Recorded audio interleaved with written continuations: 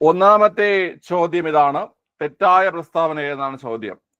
ആദ്യത്തെ ആധുനിക ഒളിമ്പിക്സിന് വേദിയായത് ഏതൻസ് ആണ്. ആധുനിക ഒളിമ്പിക്സിന്റെ പിതാവ് എന്നറിയപ്പെടുന്നത് ഹെൻറി മാർട്ടിൻ ഡിയോൺ ആണ്. പരസ്പരം കോർത്ത 5 നിറങ്ങളിലുള്ള വളയങ്ങളാണ് ഒളിമ്പിക്സ് ചിഹ്നം. ഒളിമ്പിക്സ് മത്സരങ്ങൾ നടക്കുന്നത് 4 വർഷത്തിലൊരിക്കലാണ്. ഒന്ന് പറഞ്ഞേ പിള്ളേരെ, ഇതിൽ ഏതാ തെറ്റായ പ്രസ്താവന? തെറ്റായ പ്രസ്താവന ഏതാ? തെറ്റായ പ്രസ്താവന ഓപ്ഷൻ ബി ആണല്ലേ. ഓപ്ഷൻ ബി ആണ് തെറ്റായ പ്രസ്താവന. എന്തുവായാലും തെറ്റെന്താ? ആധുനിക ഒളിമ്പിക്സിന്റെ പിതാവ് എന്നറിയപ്പെടുന്ന ആരെയാണ്? ആധുനിക ഒളിമ്പിക്സിന്റെ പിതാവ് എന്നറിയപ്പെടുന്നത് മാർട്ടിൻ പിയറി ഡി കുബർട്ടിനെയാണ് അല്ലേ. മാർട്ടിൻ പിയറി ഡി കുബർട്ടിനെയാണ് എന്തെന്നറിയപ്പെടുന്നത്? ആധുനിക ഒളിമ്പിക്സിന്റെ പിതാവ് എന്നറിയപ്പെടുന്നത് മാർട്ടിൻ പിയറി ഡി കുബർട്ടിനെയാണ്. ആധുനിക ഒളിമ്പിക്സ് ആരംഭിച്ച വർഷം ഏതാണ്ടാ? ഏതൻസിലായിരുന്നു ആദ്യത്തെ ഒളിമ്പിക്സ് നടന്നത്. ആരംഭിച്ച വർഷം ഏതായിരുന്നു? 1896 ആധുനിക ഒളിമ്പിക്സ് നടന്നത് അല്ലെ. 1896 ആധുനിക ഒളിമ്പിക്സ് നടന്നത്. ഏറ്റവും ഒടുവിലായിട്ട് ഒളിമ്പിക്സ് നടന്ന എപ്പോഴാണ്? ഏറ്റവും ഒടുവിലായിട്ട് ഒളിമ്പിക്സ് നടന്ന എപ്പോഴാ പിള്ളേരെ? 2024 2024 എത്രാമത്തെ എഡിഷനാണ് നടന്നത് ഒളിമ്പിക്സിന്റെ? 2024 33ാമത്തെ എഡിഷനാണ് നടന്നത് അല്ലെ. 33ാമത്തെ എഡിഷനാണ് നടന്നത്. ഓക്കെ, ക്ലിയർ ആണല്ലോ. 2024 ഒളിമ്പിക്സ് നടന്നത് പാരീസിലാണെന്നുള്ള കാര്യം നമുക്ക് അറിയാം. അടുത്ത് 2028 34ാമത്തെ എഡിഷൻ നടക്കാൻ പോകുന്നത്. അത് എവിടെ വെച്ചിട്ടാണ്? 2028 34ാമത്തെ എഡിഷൻ അത് ലോസ് ഏഞ്ചലസ് വെച്ചിട്ടാണ്. അതുപോലെ 2032 35ാമത്തെ എഡിഷൻ 2032 35ാമത്തെ എഡിഷൻ അത് ബ്രിസ്ബൺ ആണല്ലേ. Brisbane Australia. ഓക്കെ, ക്ലിയർ ആണല്ലോ. അപ്പൊ അത് ഓർത്തിരിക്കുക. 2024 ഒളിമ്പിക്സ് നടന്നത് പാരീസ്, 33ാമത്തെ ഒളിമ്പിക്സ് ആയിരുന്നു. 2028 നടക്കാൻ പോകുന്നത് 34ാമത്തെ ഒളിമ്പിക്സ് ആണ്. അത് ലോസ് ഏഞ്ചലസിലാണ്. അതുപോലെ തന്നെ 2032 ഒളിമ്പിക്സ് 35ാമത്തെ ഒളിമ്പിക്സ് ആണ്. അത് ഓസ്ട്രേലിയയിലെ ബ്രിസ്ബണിൽ വെച്ചാണ് നടക്കാൻ പോകുന്നത്. എടാ പിള്ളേരെ, പരസ്പരം കോർത്ത 5 നിറങ്ങളിലുള്ള വളയങ്ങളാണ് ഒളിമ്പിക്സ് ചിഹ്നം എന്ന് നമ്മൾ പറയുന്നുണ്ട്. അത് ശരിയായിട്ടുള്ള പ്രസ്താവനയാണ്. ഏതൊക്കെയാണ് 5 നിറങ്ങൾ? ഏതൊക്കെയാ 5 നിറങ്ങൾ? ബ്ലൂ ഉണ്ട് അല്ലെ. ബ്ലൂ ഉണ്ട്. ഓക്കെ, ബ്ലൂ ഉണ്ട്. യെല്ലോ ഉണ്ട്. ഗ്രീൻ ഉണ്ട്. പിന്നെ റെഡ് ഉണ്ട്. പിന്നെ ഏതാ ഉള്ളത്? പിന്നെ ഉള്ളത് ബ്ലാക്ക് ആണ്. പിന്നെ ഉള്ളത്. Okay, blue, yellow, green, red, black. Blue, yellow, green, red, black. ഇതാണ് 5 നിറങ്ങൾ. ഇതിൽ ബ്ലൂ എന്ന നിറം എന്തിനെ സൂചിപ്പിക്കുന്നു? ഏത് ഭൂഖണ്ഡത്തെയാണ് സൂചിപ്പിക്കുന്നത് ബ്ലൂ? അവിടെ ബ്ലൂ എന്നത് യൂറോപ്പിനെയാണ് സൂചിപ്പിക്കുന്നത് അല്ലെ. യൂറോപ്പിനെയാണ് ഏത് സൂചിപ്പിക്കുന്നത്? ബ്ലൂ സൂചിപ്പിക്കുന്നത്. യൂറോപ്പിനെയാണ് ബ്ലൂ സൂചിപ്പിക്കുന്നത്. ഓക്കെ, ക്ലിയർ ആണല്ലോ. യെല്ലോ ഏത് ഭൂഖണ്ഡത്തെ സൂചിപ്പിക്കുന്നേ? യെല്ലോ എന്നത് ഏഷ്യ, നമ്മുടെ ഏഷ്യ വൻകരയെ സൂചിപ്പിക്കുന്നത് യെല്ലോയാണ്. ഏഷ്യ വൻകരയെ സൂചിപ്പിക്കുന്നത് യെല്ലോയാണ്. അടുത്ത ഗ്രീൻ സൂചിപ്പിക്കുന്നത് ഗ്രീൻ സൂചിപ്പിക്കുന്നത് ഓസ്ട്രേലിയ. ഏത് രാജ്യത്തെ പിള്ളേരെ അല്ലെ? ഏത് വൻകര പിള്ളേരെ? ഓസ്ട്രേലിയയാണ് ഗ്രീൻ സൂചിപ്പിക്കുന്നത് കേട്ടോ. ഓക്കെ, അടുത്ത റെഡ് സൂചിപ്പിക്കുന്നത് ഏതിനെയാണ്? റെഡ് സൂചിപ്പിക്കുന്നത് അമേരിക്കൻ വൻകരയാണ് റെഡ് സൂചിപ്പിക്കുന്നത്. അമേരിക്കയാണ് റെഡ് സൂചിപ്പിക്കുന്നത്. ബ്ലാക്ക് സൂചിപ്പിക്കുന്നതോ? ബ്ലാക്ക് നമുക്കറിയാം കറുത്ത ഭൂഖണ്ഡം എന്നല്ലെങ്കിൽ ഇരുണ്ട ഭൂഖണ്ഡം എന്നൊക്കെ അറിയപ്പെടുന്നത് ഏതാണ്? ആഫ്രിക്കയാണ് കറുത്ത ഭൂഖണ്ഡം അല്ലെങ്കിൽ ഇരുണ്ട ഭൂഖണ്ഡം എന്നൊക്കെ അറിയപ്പെടുന്നത്. ഓക്കെ, മനസ്സിലായല്ലോ. ശരി, ഇപ്പോഴും നിങ്ങൾ നോക്കിയ കുട്ടികളെ, ഇതൊന്ന് പഠിച്ചോണേ. ഇത് ഇമ്പോർട്ടന്റ് ആണ്. നമ്മൾ ഒന്നുകൂടെ പറഞ്ഞു തരാമേ, ശ്രദ്ധിച്ചോണേ. ബ്ലൂ. അപ്പൊ ബ്ലൂ എന്ന് പറഞ്ഞു കഴിഞ്ഞാൽ യൂറോപ്പിനെയാണ് സൂചിപ്പിക്കുന്നത്. അതുപോലെ യെല്ലോ എന്ന് പറഞ്ഞു കഴിഞ്ഞാൽ അത് ഏഷ്യയാണ് സൂചിപ്പിക്കുന്നത്. ഗ്രീൻ എന്ന് പറഞ്ഞു കഴിഞ്ഞാൽ ഓസ്ട്രേലിയയാണ് ഗ്രീൻ സൂചിപ്പിക്കുന്നത്. റെഡ് അമേരിക്കയും അതുപോലെ ബ്ലാക്ക് ആഫ്രിക്കയുമാണ് സൂചിപ്പിക്കുന്നത്. ഇത് പഠിച്ചോണം. നിങ്ങൾക്ക് ഇത് ഡിഗ്രി ലെവൽ പരീക്ഷ മുതൽ LGS ലെവൽ പരീക്ഷകളിൽ വരെ ഇങ്ങനെ കളർ വെച്ചിട്ട് ചോദ്യങ്ങൾ വന്നിട്ടുണ്ട്. മനസ്സിലായല്ലോ? അത് ഇമ്പോർട്ടന്റ് ആണ്. വെറുതെ കളയാനുള്ള സാധനമല്ല, ഇമ്പോർട്ടന്റ് ആയിട്ടുള്ള സാധനം തന്നെയാണ് ഇത്. ഓക്കെ, ഇപ്പൊ നിങ്ങൾ നോക്കി, നമുക്ക് 7 വൻകരകളുണ്ട്. പക്ഷെ ഇവിടെ 5 അല്ലേ വന്നുള്ളൂ. അതെങ്ങനെ? നമുക്ക് ടോട്ടൽ 7 വൻകരയുള്ളൂ. പക്ഷെ വൻകരയുണ്ട്, ഇവിടെ 5 വന്നിട്ടുള്ളൂ. അതെങ്ങനെയാ? എന്താ നമ്പറിൽ വ്യത്യാസം വരാൻ കാരണം? വൈ? നമ്പറിൽ വ്യത്യാസം വരാനുള്ള കാരണം എന്താണ്?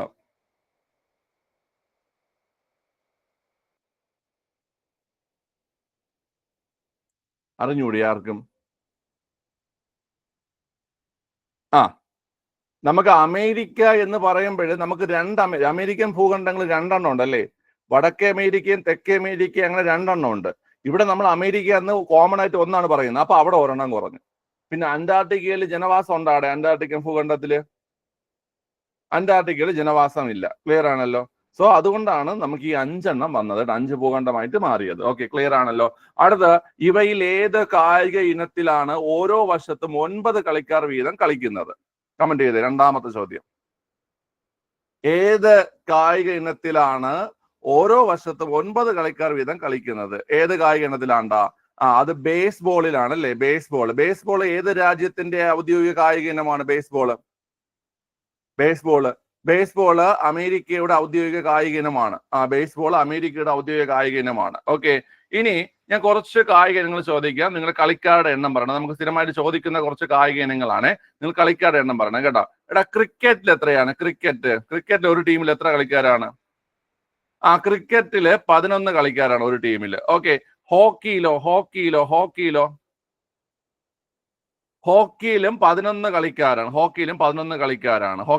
കളിക്കാരാണ്. ഇനി നിങ്ങൾ ശ്രദ്ധിച്ച് ഉത്തരം പറയണം. ഫുട്ബോൾ എത്രയാണ്?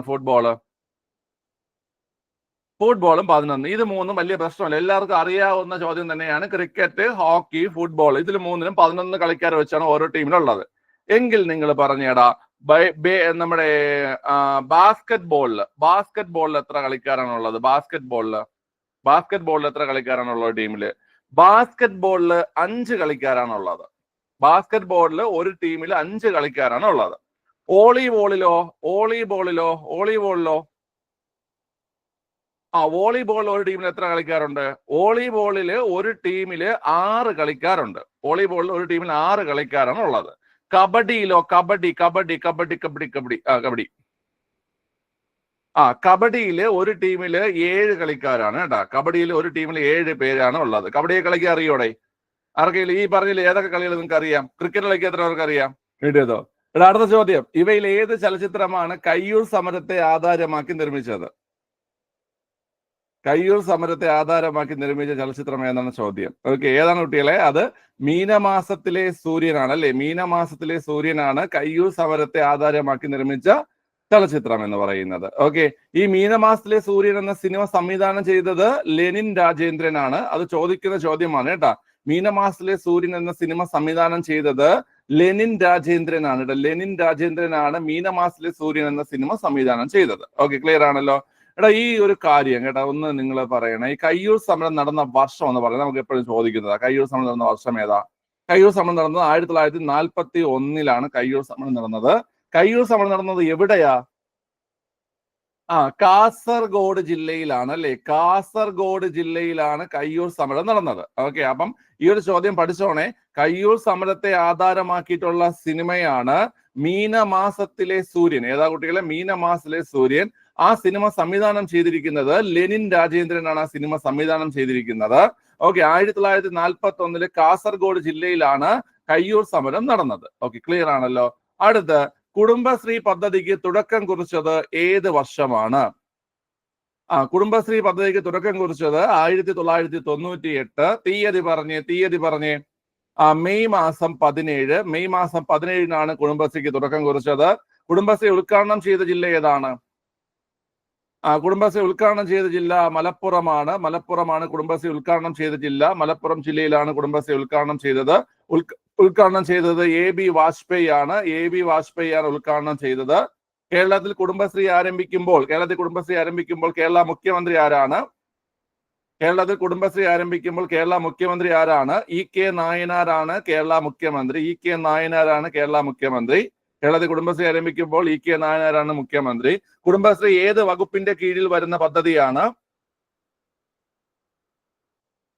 കുടുംബശ്രീ ഏത് വകുപ്പിന്റെ കീഴിൽ വരുന്ന പദ്ധതിയാണ് പിള്ളേരെ? തദ്ദേശ സ്വയംഭരണ വകുപ്പ്. തദ്ദേശ സ്വയംഭരണ വകുപ്പിൽ കീഴിൽ വരുന്ന കോളെടുത്തോ. തദ്ദേശ സ്വയംഭരണ വകുപ്പിന്റെ കീഴിൽ വരുന്ന പദ്ധതിയാണ് കുടുംബശ്രീ. കുടുംബശ്രീയുടെ പ്രധാന ലക്ഷ്യങ്ങൾ എന്തൊക്കെയാ? കുടുംബശ്രീയുടെ പ്രധാന ലക്ഷ്യങ്ങൾ എന്തൊക്കെയാണ്? സ്ത്രീ ശാക്തീകരണം, പിന്നെ എന്താണ്ടാ സ്ത്രീ ശാക്തീകരണവും ദാരിദ്ര്യ നിർമ്മാർജ്ജനവുമാണ് കുടുംബശ്രീയുടെ പ്രധാന ലക്ഷ്യങ്ങൾ. ഓക്കെ, ഞാൻ പറയുന്നു കുടുംബശ്രീ ഒരു മൈക്രോ ഫിനാൻസ് സ്ഥാപനത്തിൽ അല്ലെങ്കിൽ ഒരു മൈക്രോ ഫിനാൻസിന് ഉദാഹരണമാണെന്ന് പറഞ്ഞാൽ ശരിയാണോ? കുടുംബശ്രീ ഒരു മൈക്രോ ഫിനാൻസിന് ഉദാഹരണമാണെന്ന് പറഞ്ഞാൽ ശരിയാണോടാ? എന്തുവാ ഈ മൈക്രോ ഫിനാൻസ് എന്ന് പറയുന്നത്?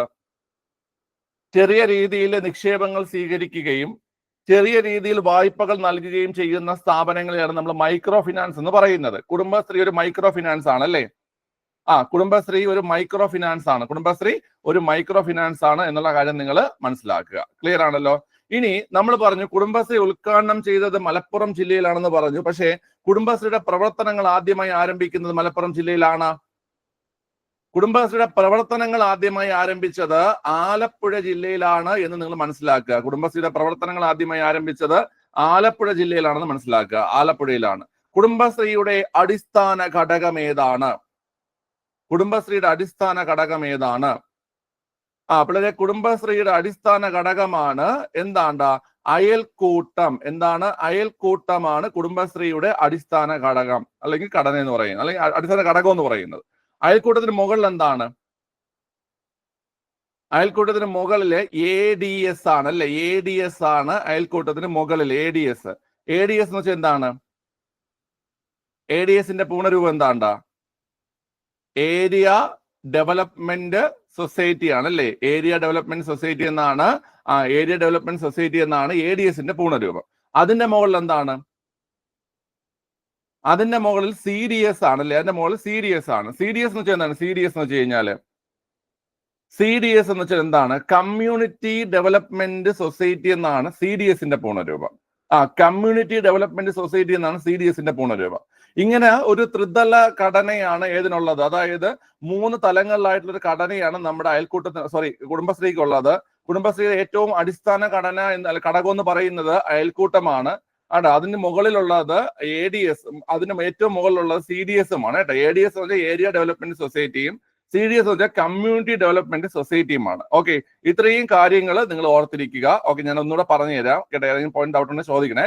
അപ്പൊ 1998 മെയ് മാസം 17-നാണ് നമ്മൾ കുടുംബശ്രീ ഉദ്ഘാടനം ചെയ്തത്. അതുകൊണ്ട് ഇപ്പൊ മെയ് 17 കുടുംബശ്രീ ദിനമാണ് കേട്ടോ. കേരളത്തില് മെയ് 17 നമുക്കറിയാം 2023 എന്ന് പറഞ്ഞു കഴിഞ്ഞാല് കുടുംബശ്രീ രൂപം കൊണ്ടിട്ട് 25 വർഷങ്ങൾ പൂർത്തിയായല്ലേ? അതുകൊണ്ട് ഈ മെയ് 17-ന് കേരള സർക്കാർ കുടുംബശ്രീ ദിനമായിട്ട് പ്രഖ്യാപിച്ചിട്ടുണ്ട്.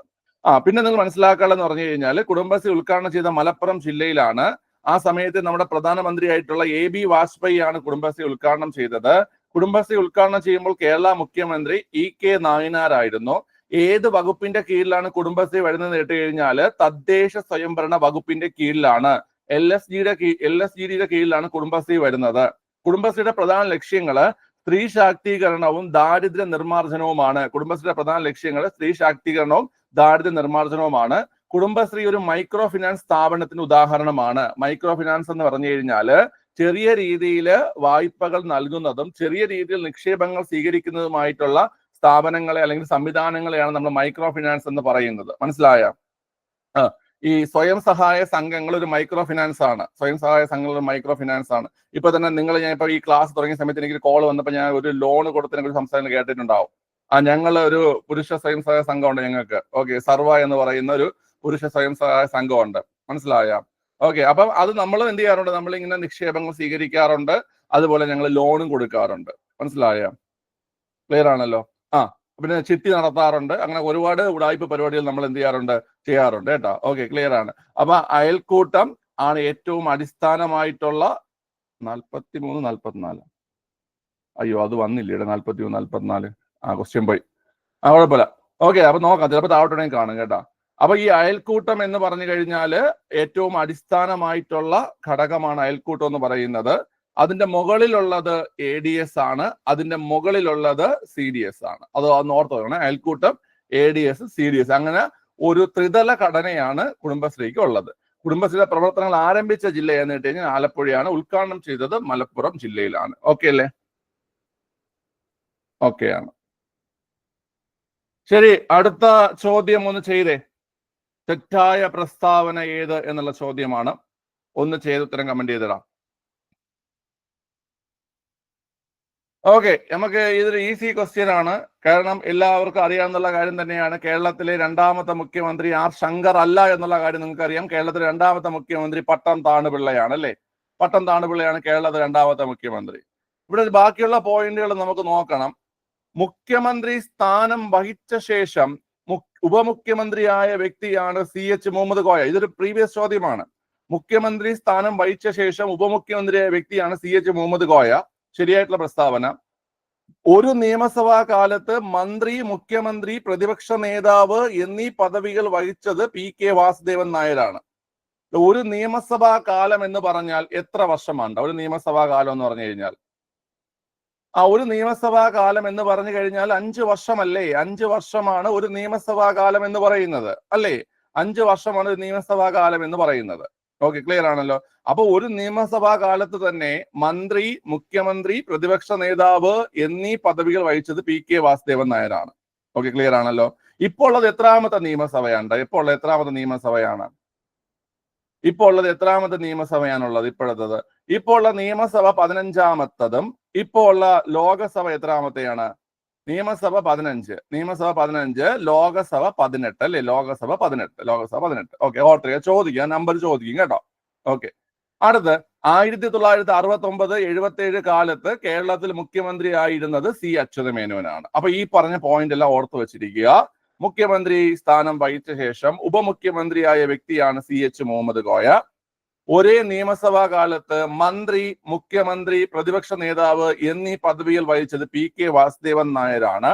1969, 77 കാലത്ത് കേരളത്തിൽ മുഖ്യമന്ത്രി പദത്തിലിരുന്നത് C അച്യുതമേനോനാണ്. ഓക്കെ, ക്ലിയർ ആണല്ലോ? ക്ലിയർ ആണ്. അടുത്ത, യൂറോപ്യന്മാരുടെ കാലത്ത് ഇന്ത്യയിലെ ഇംഗ്ലീഷ് ചാനൽ എന്ന് വിളിക്കപ്പെട്ടത് ഏത് നദിയാണ്? യൂറോപ്യന്മാരുടെ കാലത്ത് ഇന്ത്യയിലെ ഇംഗ്ലീഷ് ചാനൽ എന്ന് വിളിക്കപ്പെട്ടത് മയ്യഴിപ്പുഴയാണ്. ഓക്കെ, ഞാൻ കഴിഞ്ഞ വർക്കൗട്ട് എടുത്തപ്പോൾ ഞാൻ മിസ്റ്റേക്ക് ചെയ്തായിരുന്നു. അതായത് ഞാൻ ഈ നമ്മളെ മാഹി പറഞ്ഞപ്പോ പോർച്ചുഗീസുകാരെന്ന് മാഹി പറഞ്ഞ ആർ ശങ്കർ മൂന്നാമതിടാ. മാഹി പറഞ്ഞ ആർ ശങ്കർ മൂന്നാമത്തെ ആണെങ്കിലും ആർ ശങ്കർ ഫസ്റ്റ് വരുന്നൊരു ചോദ്യമുണ്ട്. എന്താണെന്നറിയാമോ ആ ചോദ്യം? ആദ്യത്തെ ഉപമുഖ്യമന്ത്രി ആരെന്ന് കേട്ടാൽ അത് നമുക്ക് ആർ ശങ്കർ ആണ് കേട്ടോ. ആദ്യത്തെ ഉപമുഖ്യമന്ത്രി ആരെന്ന് കേട്ട് കഴിഞ്ഞാൽ ആർ ശങ്കർ ആണ് കേട്ടോ. ആദ്യത്തെ ഉപമുഖ്യമന്ത്രി ആർ ശങ്കർ ആണ്. മൂന്നാമത്തെ മുഖ്യമന്ത്രിയാണ്. എടാ, നമ്മുടെ മാഹി, ഞാൻ പറഞ്ഞു മാഹി പോർച്ചുഗീസുകാരെന്ന് പറഞ്ഞു. മാഹി പോർച്ചുഗീസുകാരല്ല. മാഹി ആരാണ്ടാ? മാഹിയിൽ ഉണ്ടായിരുന്ന ആരാണ്? മാഹിയിൽ ഉണ്ടായിരുന്ന ഫ്രഞ്ചുകാരാണ് കേട്ടോ. ഫ്രഞ്ചുകാരാണ് മാഹിയിൽ ഉണ്ടായിരുന്നത് കേട്ടോ. മാഹിയിൽ ഉണ്ടായിരുന്ന ഫ്രഞ്ചുകാരാണ്. അതുപോലെ ഗോവ, അതുപോലെ ദാമൻ ദിയു എന്നീ ഭാഗങ്ങൾ ഉണ്ടായിരുന്ന വ്യക്തികളാണ് ആര്? അത് പോർച്ചുഗീസുകാരാണ് കേട്ടോ. ഗോവ, ദാമൻ ദിയു അവിടേക്ക് ഉണ്ടായിരുന്നത് ആരാണ്? പോർച്ചുഗീസുകാരാണ് കേട്ടോ. അവിടേക്ക് ഉണ്ടായിരുന്നത് ആരാണ്? പോർച്ചുഗീസുകാരാണ്. ഗോവ, ദാമൻ ദിയു പോർച്ചുഗീസുകാര്. എന്നാല് നമ്മുടെ മാഹി, അതായത് മാഹി എന്ന് പറയുന്നത് നമ്മുടെ പുതുച്ചേരിയുടെ ഭാഗമല്ലേ? പുതുച്ചേരി, അതായത് മാഹി, യാനം, കാരക്കല്, മാഹി, യാനം, കാരക്കല്, ഇതൊക്കെ എന്ന് പറഞ്ഞു കഴിഞ്ഞാല് അവിടെ ഉണ്ടായിരുന്നത് ഫ്രഞ്ചുകാരാണ് കേട്ടോ. ഫ്രഞ്ചുകാരാണ്. നമുക്ക് അവിടെ തന്നെ PSCയുടെ ഒരു ചോദ്യമുണ്ട്. ഇപ്പോഴും ഫ്രഞ്ച് ഭാഷ പ്രചാരത്തിലുള്ളത് എവിടെയാണെന്ന്. ഫ്രഞ്ച് ഭാഷ പ്രചാരത്തിലുള്ളത് എവിടെയാ? അതായത് ഇപ്പോഴും ഫ്രഞ്ച് ഭാഷ പ്രചാരത്തിലുള്ളത് പുതുച്ചേരിയിലാണ്. പുതുച്ചേരിയിൽ ഇപ്പോഴും ഫ്രഞ്ച് ഭാഷ പ്രചാരത്തിലുണ്ട് കേട്ടോ. പുതുച്ചേരിയിൽ ഇപ്പോഴും ഫ്രഞ്ച് ഭാഷ പ്രചാരത്തിലുണ്ട്. അപ്പൊ യൂറോപ്യന്മാരുടെ കാലത്ത് ഇന്ത്യയിലെ ഇംഗ്ലീഷ് ചാനൽ എന്ന് വിളിക്കപ്പെട്ടത് മയ്യഴിപ്പുഴയാണ്. നമ്മൾ കഴിഞ്ഞ വർക്കൗട്ടിൽ മയ്യഴി ഗാന്ധി ആരെന്ന് പറഞ്ഞിട്ടുണ്ടായിരുന്നു. മയ്യഴി ഗാന്ധി എന്ന് ഓർത്ത് പറഞ്ഞേ നിങ്ങള്. മയ്യഴി ഗാന്ധി IK കുമാരൻ മാസ്റ്ററാണ്. മയ്യഴി ഗാന്ധി IK കുമാരൻ മാസ്റ്ററാണ് മയ്യഴി ഗാന്ധി. ഓക്കെ, മയ്യഴിയുടെ കഥാകാരൻ M മുകുന്ദനാണ്. മയ്യഴിയുടെ കഥാകാരൻ എന്നറിയപ്പെട്ടത് ആരാണ് പിള്ളേരെ? M മുകുന്ദനാണ് മയ്യഴിയുടെ കഥാകാരൻ എന്നറിയപ്പെട്ടത്, അല്ലേ? M മുകുന്ദനാണ്. ഓക്കെ, ക്ലിയർ ആണല്ലോ. അത് ഈ എന്തുകൊണ്ടാണ് ഇംഗ്ലീഷ് ചാനൽ എന്ന് വിളിക്കുന്നതൊക്കെ ഞാൻ നിങ്ങൾക്ക് പറഞ്ഞിട്ടുണ്ട്. അതായത് നമ്മുടെ അറ്റ്ലാന്റിക് സമുദ്രത്തിലുള്ള ഒരു ഭാഗമാണ് ഈ ഇംഗ്ലീഷ് ചാനൽ എന്ന് പറയുന്നത്, അല്ലെ? അറ്റ്ലാന്റിക് സമുദ്രത്തിലുള്ള ഒരു ഭാഗമാണ് ഇംഗ്ലീഷ് ചാനൽ എന്നറിയപ്പെടുന്നത്. ഈ അറ്റ്ലാന്റിക് സമുദ്രത്തിലെ ഇംഗ്ലീഷ് ചാനല് ഏതിനെയൊക്കെയാ വേർതിരിക്കുന്നേ? നമ്മുടെ ബ്രിട്ടനെയും ഫ്രാൻസിനെയുമാണ് വേർതിരിക്കുന്നത്. ബ്രിട്ടനെയും ഫ്രാൻസിനെയും വേർതിരിക്കുന്ന ഒരു ഭാഗമാണ് ഈ അറ്റ്ലാന്റിക് സമുദ്രത്തിലെ ഇംഗ്ലീഷ് ചാനൽ എന്ന് പറയുന്നത്. ഓക്കെ, അപ്പം നിങ്ങൾ മനസ്സിലാക്കേണ്ടത്, നമുക്കിപ്പൊ ഞാൻ പറഞ്ഞു ഈ പറയുന്ന മയ്യഴിപ്പുഴ ഒഴുകുന്നത് നമ്മുടെ ഈ മാഹിയുടെയും നമ്മുടെ കണ്ണൂരിന്റെയും ഇടയിൽ, കണ്ണൂർ ജില്ലയിൽ ആ ഭാഗത്താണ് ഒഴുകുന്നത്. മനസ്സിലായി? മാഹി കണ്ണൂരിനിടയിലാണ് ഈ പറയുന്ന മയ്യഴിപ്പുഴ ഒഴുകുന്നത്. അപ്പൊ പണ്ട് നോക്കുകയാണെങ്കിൽ ഈ മാഹി എന്ന് പറഞ്ഞു കഴിഞ്ഞാല് അത് ഈ ഫ്രഞ്ചുകാരുടെ കോളനിയും അല്ലെങ്കിൽ ഫ്രാൻസുകാരുടെ കോളനിയും, എന്നാൽ നമ്മുടെ കണ്ണൂർ എന്ന് പറഞ്ഞു കഴിഞ്ഞാല് അത് ബ്രിട്ടീഷുകാരുടെ കോളനിയുമായിരുന്നു. അപ്പൊ അവിടെ സംഭവിച്ചതുപോലെ തന്നെ ആ ഒരു വേർതിരിവ് ഇവിടെ വന്നിട്ടുണ്ട് അല്ലേ? അതായത് ഒരു ഭാഗത്ത് ഫ്രാൻസുകാര്, ഒരു ഭാഗത്ത് ബ്രിട്ടീഷുകാര്, അതിന്റെ ഇടയിൽ ഒരു നദി. അതുകൊണ്ടാണ് ഇന്ത്യയിലെ ഇംഗ്ലീഷ് ചാനൽ എന്ന് ഏതിനെ വിളിച്ചത്? ഇന്ത്യയിലെ ഇംഗ്ലീഷ് ചാനൽ എന്ന് മയ്യഴിപ്പുഴയെ വിളിച്ചത്. മനസ്സിലായോ? മനസ്സിലായി. ഓക്കെ, ക്ലിയർ ആണ്. ശരി, അടുത്ത ക്വസ്റ്റ്യനിലേക്ക് പോവാം. തെറ്റായ ജോഡി ഏതാണ്? ഡൗട്ട് ഒന്നുമില്ലല്ലോ അതില്?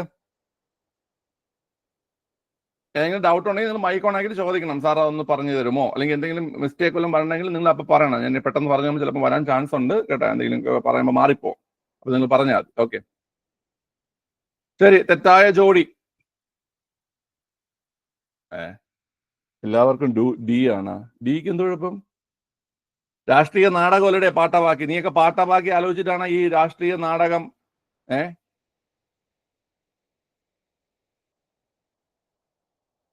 ഇപ്പത്തെ ബി ആയി. കിടന്നങ്ങ് കറങ്ങുവാണല്ലോ. എടാ, ഏതാ ഇതിന്റെ ആൻസറിൽ തെറ്റായ ജോഡി ഏതാണ്? ഇനിയിപ്പോ സി അല്ലേ പറയുള്ളൂ. ഏതാ ആൻസർ? ഏതാ പിള്ളേരെ? മലയാളത്തിലെ ഏറ്റവും വലിയ നോവൽ അത് അവകാശികളാണോ?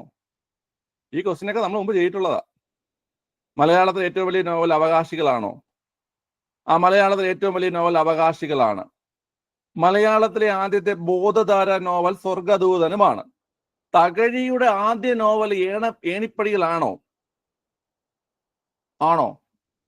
അല്ല. തകഴിയുടെ ആദ്യ നോവൽ ഏതാണ് പിള്ളേരെ?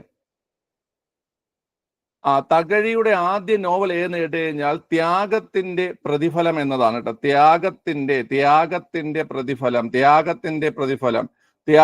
പ്രതിഫലം എന്നതാണ് തകഴിയുടെ ആദ്യ നോവൽ. അപ്പൊ അതാണ് ആൻസർ. തകഴിയുടെ ആദ്യ നോവൽ ഏണിപ്പടികൾ, അത് തെറ്റായിട്ടുള്ളതാണ്. തകഴിയുടെ ആദ്യ നോവലാണ് ത്യാഗത്തിന്റെ പ്രതിഫലം. മലയാളത്തിലെ ആദ്യത്തെ രാഷ്ട്രീയ നോവൽ തന്നെയാണ് പാറപ്പുറം കേട്ടോ. രാഷ്ട്രീയ നാടകമാണ് നമ്മൾ പറയുന്ന പാട്ടബാക്കി രാഷ്ട്രീയ നാടകമാണ്. നാടകം വേറെ, നോവൽ വേറെ കേട്ടോ. പേരാണല്ലോ. ത്യാഗത്തിന്റെ പ്രതിഫലമാണ് തകഴിയുടെ ആദ്യത്തെ നോവൽ കേട്ടോ. ശരി, അടുത്ത തെറ്റായ പ്രസ്താവന ഏതാണ്?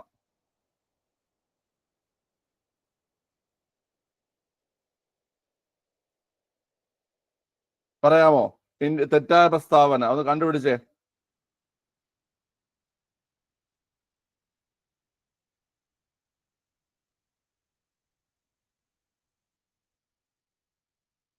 ഇത്തരം കമന്റ് ചെയ്യ പിള്ളേരെ.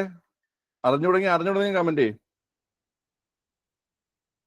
ദ പാസിംഗ് ഓഫ് ഷാജഹാൻ എന്ന ചിത്രം വരച്ചത് നന്ദലാൽ ബോസ് എന്നതാണ് തെറ്റായ പ്രസ്താവന. ദ പാസിംഗ് ഓഫ് ഷാജഹാൻ എന്ന ചിത്രം വരച്ചത് ആരാണ്? പിള്ളേരെ? അത് അബനീന്ദ്രനാഥ ടാഗോർ ആണ് കേട്ടോ. അബനീന്ദ്രനാഥ ടാഗോർ ആണ് എന്ത് വരച്ചത്? ദ പാസിംഗ് ഓഫ് ഷാജഹാൻ എന്ന ചിത്രം വരച്ചത്. ഈ അബനീന്ദ്രനാഥ ടാഗോറിന്റെ ഒരു ചോദ്യം നമുക്ക് റീസെന്റ് ആയിട്ട് ചോദിച്ചിട്ടുണ്ടായിരുന്നു. എന്താണ്? Indian society of oriental arts അല്ലേ? Indian society of oriental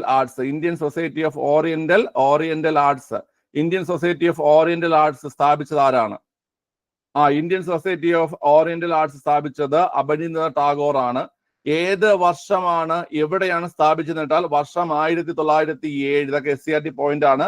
1907 Indian society of oriental arts സ്ഥാപിച്ചത്. എവിടെയാ സ്ഥാപിച്ചത് Indian society of oriental arts? എവിടെ പിള്ളേരെ? കൊൽക്കത്തയിലാണ് സ്ഥാപിച്ചത് കേട്ടോ. എവിടെയാ സ്ഥാപിച്ചത്? കൊൽക്കത്തയിലാണ് സ്ഥാപിച്ചത്. കൊൽക്കത്തയിൽ. ക്ലിയർ ആണല്ലോ. അപ്പൊ ഓർത്തിരിക്കുക, ദ പാസിംഗ് ഓഫ് ഷാജഹാൻ എന്ന ചിത്രം വരച്ചത് അബനീന്ദ്രനാഥ ടാഗോർ ആണ്.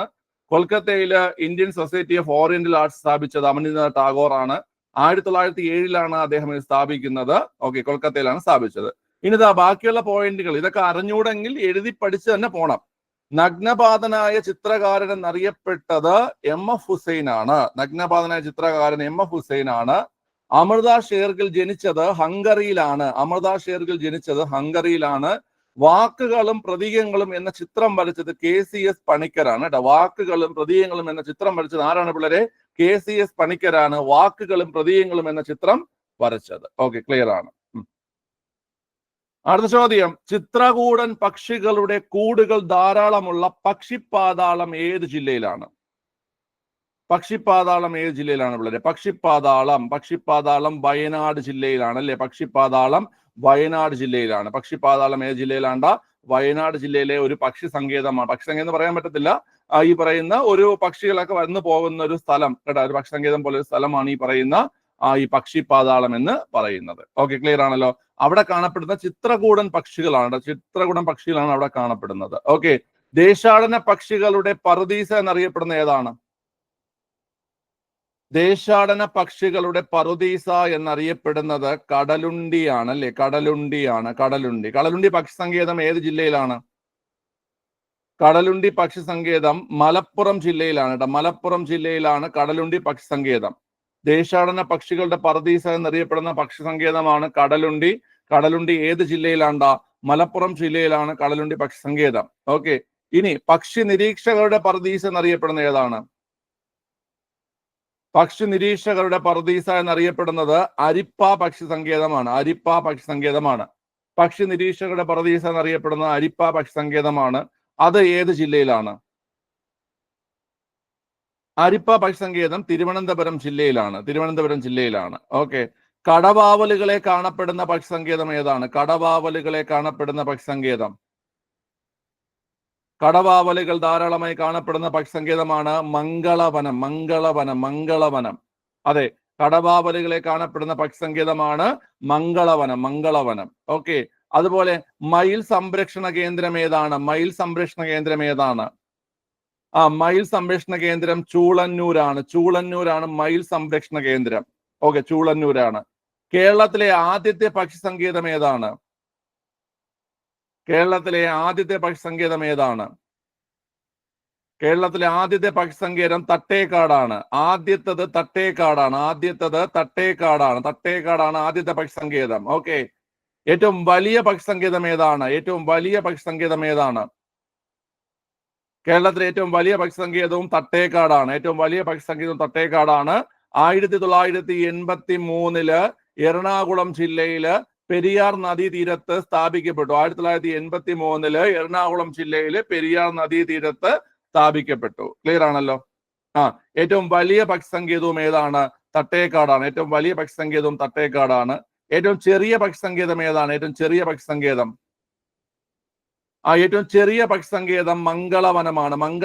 ഏറ്റവും ചെറിയ പക്ഷി സങ്കേതം ഏറ്റവും ചെറിയ പക്ഷി സങ്കേതം ഏതാണ്? മംഗളവനം എറണാകുളമാണ്. കേരള ഹൈക്കോടതിയുടെ കോമ്പൗണ്ടിൽ സ്ഥിതി ചെയ്യുന്ന മംഗളവനമാണ് ഏറ്റവും ചെറിയ പക്ഷി സങ്കേതം. ഓക്കെ, ഇനി അടുത്ത് ഞാൻ വേറൊരു ചോദ്യം ചോദിക്കുകയാണ്. പാതിരാ കൊക്കുകളുടെ നാട് എന്നറിയപ്പെടുന്ന പക്ഷി സങ്കേതം ഏതാണ്? പാതിരാ കൊക്കുകളുടെ നാട് എന്നറിയപ്പെടുന്ന പക്ഷി സങ്കേതം ഏതാണ്? പാതിരാ കൊക്കുകളുടെ നാട് എന്നറിയപ്പെടുന്ന പക്ഷി സങ്കേതം കുമരകമാണ് കേട്ടോ. പാതിരാ കൊക്കുകളുടെ നാട് എന്നറിയപ്പെടുന്ന പക്ഷി സങ്കേതം കുമരകമാണ്. കുമരകം. ഓക്കെ, ക്ലിയർ ആണല്ലോ. ശരി, അടുത്ത ചോദ്യം, തെറ്റായ ജോഡി ഏതെന്നാണ്? ഹാൻബീവ് കണ്ണൂർ, ശരിയോ തെറ്റോ? ഹാൻബീവ് കണ്ണൂർ ശരിയോ തെറ്റോ? ഹാൻബീവ് കണ്ണൂർ ശരിയാണ്. കയർഫെഡ് ആലപ്പുഴ ശരിയോ തെറ്റോ? കയർഫെഡ് ആലപ്പുഴ ശരിയാണ്. ഓക്കെ, കാംബെക്സ് കൊല്ലം ശരിയോ തെറ്റോ? കാംബെക്സ് കൊല്ലം ശരിയാണ്. ഓക്കെ, റെപ്കോ തിരുവനന്തപുരം ശരിയോ തെറ്റോ? റെപ്കോ തിരുവനന്തപുരം ശരിയോ തെറ്റോ? റെപ്കോ തിരുവനന്തപുരം തെറ്റാണ്. റെപ്കോ വരുന്നത് എവിടെ പിള്ളേരെ? റെപ്കോ വരുന്നത് എവിടെയാ? റെപ്കോ വരുന്നത് കോട്ടയമാണ് കേട്ടോ. കോട്ടയത്താണ് റെപ്കോ വരുന്നത് കേട്ടോ. റെപ്കോയുടെ ആസ്ഥാനം കോട്ടയമാണ് കേട്ടോ. കോട്ടയം. അപ്പൊ ഓർത്തോണം, ഹാൻബീവ് കണ്ണൂരാണ്, കാംബെക്സ് കൊല്ലമാണ്, അതുപോലെ കയർഫെഡ് ആലപ്പുഴയാണ്. ഹാൻബീവ് കണ്ണൂരാണെങ്കിൽ ഹാൻഡെക്സ് എവിടെയാണ്? ഹാൻഡെക്സ് തിരുവനന്തപുരത്താണ് കേട്ടോ. ഹാൻബീവ് കണ്ണൂരും ഹാൻഡെക്സ് എവിടെയാണ്? തിരുവനന്തപുരത്താണ് ഹാൻഡെക്സ്. ഓക്കെ, ഞാനത് മുമ്പ് പറഞ്ഞിട്ടുണ്ട്. BV മാരൊക്കെ കണ്ണൂരാണെന്ന് ഓർത്താൽ മതി. ഓക്കെ, അങ്ങോട്ട് ഈ നമ്മളെ മുസ്ലിം കമ്മ്യൂണിറ്റി കൂടുതലുള്ളത് വടക്കോട്ടല്ലേ? ഓക്കെ, അപ്പം ബീവിമാരൊക്കെ കണ്ണൂരാന്ന് ഓർത്ത് വെച്ചിരുന്നത്. അപ്പൊ ഹാൻ ബീവ് കണ്ണൂരും ഹാൻ ഡെക്സ് തിരുവനന്തപുരമാണ്. ഓർക്കാൻ പറ്റൂലേടാ അത്? ഓർക്കാൻ പറ്റുമല്ലോ? ഓക്കെ, ക്ലിയർ ആണല്ലോ. ശരി, ഓക്കെ. ഈ ബീവി എന്ന് പറഞ്ഞ ഭാര്യയല്ലേ? റുബീന നമ്മളെ ഭാര്യയല്ലേ ബീവി എന്ന് പറയുന്നത്? ക്യാമ്പെക്സ് എന്ന് പറഞ്ഞാൽ നമ്മുടെ കശുവണ്ടി വികസന കോർപ്പറേഷൻ കേട്ടോ. കശുവണ്ടി വികസന കോർപ്പറേഷൻ ആണ് ക്യാമ്പെക്സ് എന്ന് പറയുന്നത്. ആ, ഓക്കെ. പിള്ളേരെ, കേരളത്തിന്റെ മാംഗോ സിറ്റി, ഇതൊക്കെ എളുപ്പമുള്ള ഓപ്ഷനാ. കേരളത്തിന്റെ മാംഗോ സിറ്റി എന്നറിയപ്പെടുന്ന മുതലമട ഏത് ജില്ലയിലാണ്? മാംഗോ സിറ്റി എന്നറിയപ്പെടുന്ന മുതലമട പാലക്കാട് ജില്ലയിലാണ് അല്ലെ? പാലക്കാട് ജില്ലയിലാണ് മുതലമട സ്ഥിതി ചെയ്യുന്നത്. മാംഗോ സിറ്റിയാണ്. ഓക്കെ, അത് ഓർത്തിരിക്കുക. അടുത്ത് ആപ്പിൾ നഗരം അറിയാലോ? ആപ്പിൾ നഗരം, കേരളത്തിലെ ആപ്പിൾ നഗരം. ആപ്പിൾ നഗരം, ആപ്പിൾ നഗരം. ആപ്പിൾ നഗരം കാന്തല്ലൂരാണ് കേട്ടോ. കാന്തല്ലൂരാണ് ആപ്പിൾ നഗരം. കാന്തല്ലൂരാണ് ആപ്പിൾ നഗരം. കാന്തല്ലൂരാണ് ആപ്പിൾ നഗരം. ഓക്കെ. മലബാർ ജില്ല വിഭജിച്ച് 1957 ജനുവരി 1 രൂപം കൊണ്ട ജില്ലകളിൽ ഉൾപ്പെടാത്തത് ഏത്? മലബാർ ജില്ല വിഭജിച്ച് 1957 ജനുവരി 1 പാലക്കാട് രൂപം കൊണ്ടത്, കോഴിക്കോട് രൂപം കൊണ്ടത്, കണ്ണൂർ രൂപം കൊണ്ടത് 57 ജനുവരി 1 എന്നാൽ മലപ്പുറം ജില്ല രൂപം കൊള്ളുന്നത് 1969 ജൂൺ മാസം 16 1969 ജൂൺ മാസം 16 ഏത് ജില്ല രൂപം കൊള്ളുന്നത്? മലപ്പുറം ജില്ല രൂപം കൊള്ളുന്നത്. അപ്പൊ ആൻസർ ഓപ്ഷൻ സി ആണ്. ഓക്കെ, മലപ്പുറമാണ് ആൻസർ. ഓക്കെ, കൊള്ളാം. സഞ്ചാരികളെ ആകർഷിക്കുന്ന മേത്തൻമണി ഏത് ക്ഷേത്രവുമായി ബന്ധപ്പെട്ടിരിക്കുന്നു? മേത്തൻമണി, മേത്തൻമണി. സഞ്ചാരികളെ ആകർഷിക്കുന്ന മേത്തൻമണി തിരുവനന്തപുരം ശ്രീ പത്മനാഭ സ്വാമി ക്ഷേത്രവുമായി ബന്ധപ്പെട്ടിരിക്കുന്നു അല്ലെ? തിരുവനന്തപുരം ശ്രീ പത്മനാഭ സ്വാമി ക്ഷേത്രവുമായിട്ട് ബന്ധപ്പെട്ടതാണ് മേത്തൻമണി എന്ന് പറയുന്നത് കേട്ടോ. ഓക്കെ, അടുത്ത തെറ്റായ ജോഡി പെട്ടെന്ന് ചെയ്തേ. ഇതൊക്കെ നമ്മൾ സ്ഥിരം ചെയ്യുന്ന ക്വസ്റ്റ്യൻസ് ആണ്. ആറന്മുള ഉത്രട്ടാതി വള്ളംകളി പമ്പ, മദർ തെരേസ വള്ളംകളി അച്ചൻകോവിൽ, ചമ്പക്കുളം മൂലം വള്ളംകളി പെരിയാറ്, പ്രസിഡന്റ് ട്രോഫി വള്ളംകളി അഷ്ടമുടിക്കായൽ. പിള്ളേരെ, ചമ്പക്കുളം മൂലം വള്ളംകളി നടക്കുന്നത് പെരിയാറിലാണ്? അല്ല, അത് പമ്പയിലാണ്. ഏതിലാണ് പിള്ളേരെ? പമ്പാ നദിയിലാണ് ചമ്പക്കുളം മൂലം വള്ളംകളി നടക്കുന്നത്. നമ്മളത് പലപ്പോഴും നമ്മൾ റിവിഷൻ ചെയ്തിട്ടുള്ള ടോപ്പിക് തന്നെയാണ്. എല്ലാവർക്കും അറിയാം. അറിയത്തില്ലായിരുന്നു എല്ലാവർക്കും? അറിയാം. ഓക്കെ, ക്ലിയർ ആണ്. കേരളത്തിലൂടെ പ്രവേശിക്കാൻ കഴിയാത്ത കേരളത്തിലെ ഏക വന്യജീവി സങ്കേതം എന്ന ഖ്യാതി ഏതിനാണ്? കേരളത്തിലൂടെ പ്രവേശിക്കാൻ കഴിയാത്ത കേരളത്തിലെ ഏക വന്യജീവി സങ്കേതമാണ് കുട്ടികളെ ഏത്? പറമ്പിക്കുളമാണ് അല്ലെ? പറമ്പിക്കുളമാണ് ആൻസർ. പറമ്പിക്കുളം. ഓക്കെ, പറമ്പിക്കുളം ഏത് ജില്ലയിൽ? പറമ്പിക്കുളം ഏത് ജില്ലയിലാണ്? തമിഴ്നാട്. പാലക്കാട് ജില്ലയിലാണ്. പാലക്കാട് ജില്ലയിലാണ്. പക്ഷെ തമിഴ്നാടിലൂടെയാണ് ഇതിന്റെ പ്രവേശന കവാടം വരുന്നത്. മനസ്സിലായി? ഇതിന്റെ പ്രവേശന കവാടം തമിഴ്നാടിലൂടെയാണ്. പാലക്കാട് ജില്ലയിലാണ് പറമ്പിക്കുളം. പറമ്പിക്കുളം ഏത് വർഷമാണ് സ്ഥാപിക്കപ്പെട്ടത്? പറമ്പിക്കുളം വന്യജീവി സങ്കേതം 1973 പറമ്പിക്കുളം വന്യജീവി സങ്കേതം പാലക്കാട് സ്ഥാപിക്കപ്പെട്ടത്. ഓക്കെ, ക്ലിയർ ആണ്. അടുത്ത കെ കേളപ്പന്റെ അധ്യക്ഷതയിൽ 1947 ഐക്യ കേരള പ്രമേയം പാസാക്കിയ കൺവെൻഷൻ നടന്നത് എവിടെ? ഇതൊക്കെ സ്ഥിരം ചോദിക്കുന്ന ചോദ്യങ്ങളാണ്. കെ കേളപ്പന്റെ അധ്യക്ഷതയിൽ 1947 ഐക്യ കേരള പ്രമേയം പാസാക്കിയ കൺവെൻഷൻ നടന്നത് തൃശ്ശൂരിലാണ്. എവിടെയാണ് പിള്ളേരെ? തൃശ്ശൂരിലാണ് നടന്നത്. തൃശ്ശൂർ. ഓപ്ഷൻ സി, തൃശ്ശൂരാണ് ആൻസർ. ഇവയിൽ ഏത് സമരവുമായാണ് കമ്മത്ത് ചിന്നമ്മ എന്ന വനിത ബന്ധപ്പെട്ടിരിക്കുന്നത്? കമ്മത്ത് ചിന്നമ്മ പ്രീവിയസ് ചോദ്യമാണ്. കമ്മത്ത് ചിന്നമ്മ ഏതാ പിള്ളേരെ? മലബാർ കലാപവുമായി ബന്ധപ്പെട്ട വ്യക്തിയാണ് കമ്മത്ത് ചിന്നമ്മ കേട്ടോ. കമ്മത്ത് ചിന്നമ്മ മലബാർ കലാപവുമായി ബന്ധപ്പെട്ട വ്യക്തിയാണ്. അടുത്ത TR കൃഷ്ണസ്വാമി അയ്യരുമായി ബന്ധമില്ലാത്ത പ്രസ്താവന ഏതാണ്? TR കൃഷ്ണസ്വാമി അയ്യരുമായി ബന്ധമില്ലാത്ത പ്രസ്താവന. ഉപ്പ് സത്യാഗ്രഹവുമായി ബന്ധപ്പെട്ട് പാലക്കാട് നിന്ന് പയ്യന്നൂരിലേക്ക് ജാഥ നയിച്ചു. ശരിയാണ്. ഉപ്പ് സത്യാഗ്രഹവുമായി ബന്ധപ്പെട്ട് പാലക്കാട് നിന്ന് പയ്യന്നൂരിലേക്ക് ജാഥ നയിച്ചു. ശരിയാണ്. ഹരിജൻ വിദ്യാർത്ഥികൾക്കായി അകത്തെ തറയിൽ ശബരി ആശ്രമം സ്ഥാപിച്ചു. ഇതൊക്കെ പഠിച്ചോണം. ഹരിജൻ വിദ്യാർത്ഥികൾക്കായി അകത്തെ തറയിൽ ശബരി ആശ്രമം സ്ഥാപിച്ചു. ശരിയാണ്. ക്വിറ്റ് ഇന്ത്യ സമരവുമായി ബന്ധപ്പെട്ട് ജയിലിൽ അടയ്ക്കപ്പെട്ടു. അത് തെറ്റ് കേട്ടോ. ക്വിറ്റ് ഇന്ത്യ സമരവുമായി ബന്ധപ്പെട്ട് ജയിലിൽ അടയ്ക്കപ്പെട്ടു. അത് തെറ്റാണ്. താഴ്ന്ന ജാതിക്കാർക്ക് വിരുന്ന് നടത്തിയത് കൊണ്ട് സമുദായം ഭ്രഷ്ട് കൽപ്പിച്ചു. അതും ശരിയാണ്. ക്ലിയർ ആണല്ലോ. നല്ലൊരു ചോദ്യമാണ്. TR കൃഷ്ണസ്വാമി അയ്യർ പാലക്കാട് നിന്ന് പയ്യന്നൂരിലേക്ക് ഉപ്പ് സത്യാഗ്രഹ ജാഥ നയിച്ചു. ഹരിജൻ വിദ്യാർത്ഥികൾക്കായി അകത്തെ തറയിൽ ശബരി ആശ്രമം സ്ഥാപിച്ചു. താഴ്ന്ന ജാതിക്കാർക്ക് വിരുന്ന് നടത്തിയത് കൊണ്ട് സമുദായം ഭ്രഷ്ട് കൽപ്പിച്ചു. ഇതെല്ലാം TR കൃഷ്ണസ്വാമി അയ്യരുമായി ബന്ധപ്പെട്ട പോയിന്റ്സ് തന്നെയാണ് പഠിച്ചിരിക്കുക. ഓക്കെ, ക്ലിയർ ആണ്. ഇവയിൽ ശ്രീനാരായണ ഗുരുവിന്റെ കൃതി അല്ലാത്തത് ഏത്? ശ്രീനാരായണ ഗുരുവിന്റെ കൃതി അല്ലാത്തത് ഏത്? ശ്രീനാരായണ ഗുരുവിന്റെ കൃതി അല്ലാത്തത് ആദിഭാഷയാണ് കേട്ടോ. ആദിഭാഷയാണ് ശ്രീനാരായണ ഗുരുവിന്റെ കൃതി അല്ലാത്തത്. അടുത്ത്, പ്രസ്താവനകളിൽ നിന്ന് വ്യക്തിയെ തിരിച്ചറിയുക. 1925 കൊച്ചി ലെജിസ്ലേറ്റീവ് കൗൺസിൽ അംഗമായി കേരളത്തിന്റെ എബ്രഹാം ലിങ്കൺ എന്ന് വിശേഷിപ്പിക്കപ്പെട്ടു. ആൻസർ, 1925 കൊച്ചി ലെജിസ്ലേറ്റീവ് കൗൺസിൽ അംഗമായി കേരളത്തിന്റെ എബ്രഹാം ലിങ്കൺ എന്ന് വിശേഷിപ്പിക്കപ്പെട്ടു. ആരുടെ ആൻസർ? പണ്ഡിറ്റ് കറുപ്പൻ. പണ്ഡിറ്റ് കറുപ്പൻ ആണ് ആൻസർ. പണ്ഡിറ്റ് കറുപ്പൻ. ക്ലിയർ ആണ്? ശരി, ഓക്കെ. അടുത്ത, രോഗാണുക്കളെ വിഴുങ്ങി നശിപ്പിക്കുന്ന പ്രവർത്തനമാണ് ഫാഗോസൈറ്റോസിസ്. ഈ പ്രവർത്തനം നടത്തുന്ന മനുഷ്യ ശരീരത്തിലെ ശ്വേതരക്താണുക്കളെ ഏതെല്ലാം? ഫാഗോസൈറ്റോസിസ് നടത്തുന്നത്, ഓക്കെ, അതായത് വിഴുങ്ങുന്ന, ഞാൻ പറഞ്ഞിട്ടുണ്ട്, നമ്മൾ ന്യൂട്രല്ല കണ്ടു കഴിഞ്ഞാൽ നമ്മൾ വിഴുങ്ങുമ്പോൾ നമ്മുടെ മോണയിലൊക്കെ ആവും എന്ന് നമ്മൾ പറഞ്ഞു. ന്യൂട്രല്ല എന്ന സാധനം ഉണ്ട്, ചോക്ലേറ്റ് പോലെ ഇരിക്കുന്ന സാധനം, അറിയോ? ന്യൂട്രല്ല ഉണ്ടെങ്കിൽ നമ്മൾ വിഴുങ്ങുമ്പോൾ നമ്മുടെ മോണയിലൊക്കെ ആവും അല്ലേ? മോണയിലൊക്കെ ആവും. ഓക്കെ, അപ്പം വിഴുങ്ങുന്നത് മോണോസൈറ്റും അതുപോലെ ന്യൂട്രോഫില്ലും. മോണോസൈറ്റും ന്യൂട്രോഫില്ലും ആണ് കേട്ടോ. ന്യൂട്രല്ല കണ്ടാൽ നമ്മൾ വിഴുങ്ങുമ്പോൾ നമ്മുടെ മോണയിലാവും എന്ന് ഓർത്താൽ മതി കേട്ടോ. അപ്പൊ മോണോസൈറ്റും ന്യൂട്രോഫില്ലും. ആരോഗ്യവാനായ ഒരാളുടെ രക്തസമ്മർദ്ദ നിരക്ക് എത്ര? ആരോഗ്യവാനായ ഒരാളുടെ രക്തസമ്മർദ്ദ നിരക്ക് എത്ര പിള്ളേരെ?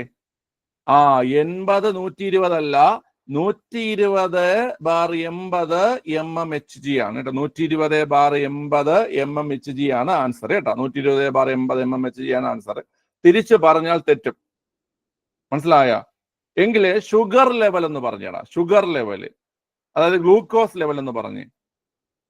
ഗ്ലൂക്കോസ് ലെവല്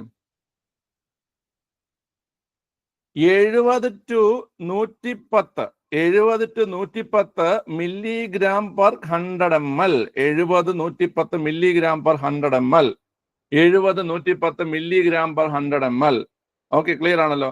കാൽസ്യത്തിന്റെ അളവ് എന്ന് പറഞ്ഞേ. കാൽസ്യത്തിന്റെ അളവ് 9-11 milligram per 100 ml. Milligram per 100 ml. 9-11 milligram per 100 ml. ഹീമോഗ്ലോബിന്റെ അളവ് എന്ന് പറഞ്ഞേ. ഹീമോഗ്ലോബിന്റെ അളവ് Hbയുടെ അളവ്. ഹീമോഗ്ലോബിന്റെ അളവ് 13 മുതൽ 15 വരെയാണ്. പക്ഷെ മില്ലിഗ്രാം അല്ല, ഗ്രാം പെർ 100 ml. മില്ലിഗ്രാം അല്ല, gram per 100 ml. Gram per 100 ml ആണ് കേട്ടോ. 13-15 ഗ്രാം പെർ 100 ml ആണ് ഹീമോഗ്ലോബിന്റെ അളവ്. ഹീമോഗ്ലോബിന്റെ അളവ് 13-15 ഗ്രാം പെർ 100 ml ആണ്. ഓക്കെ, ക്ലിയർ ആണ്? അപ്പൊ ഇതെല്ലാം ഓർത്തോണം.